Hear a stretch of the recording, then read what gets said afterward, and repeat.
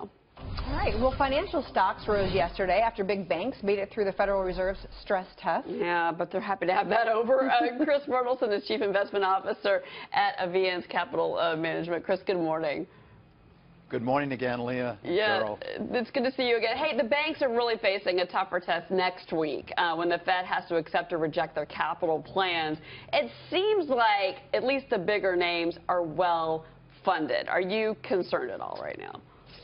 Well, it was all fine and well that everybody passed, but just as you implicated, it's a rolling target, and I think those that are on the weaker side of it are going to be forced to probably raise a little more capital, and that's a dead weight for them in the marketplace. The best thing of all would be to have some of the regulations of Dodd-Frank to be sort of eliminated, because there's no bigger stimulus than having less regulation. So that's their hope. I'm not sure whether they'll get it. All right, I guess we'll see. Well, let's talk about oil for a minute. Oil prices have been rising for the first time in 4 days, but it's still down more than 20% since the start of the year.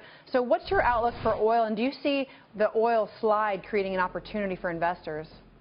I do think there's an opportunity, but it's down the line. I think we'll see a little bit of a comeback in oil prices as we get to the end of the year, and the Saudis want to see the Aramco deal. I'm sure if they could get 50, they'd be happy. But really, we're still the world swing producer. You're talking about the IPO, obviously. Just want to yes, the let viewers IPO. know what you mean. And we're the world swing producer, and the frackers in West Texas, boy, their break-evens are below 30. So look for us to continue to push oil onto the marketplace. So you're bearish on the energy names then, in general? I am bearish on the energy names, okay. yes. So what do you expect as far as the global oil glut? Do you expect any sort of improvement? We've got OPEC cutting, U.S. producers just continuing to produce. Where do you see this going? Well, I think you'll see that OPEC continues to cheat. What I think will eventually happen is the world demand for oil is still growing. So, maybe in 18 months you'll start to see a progression upward.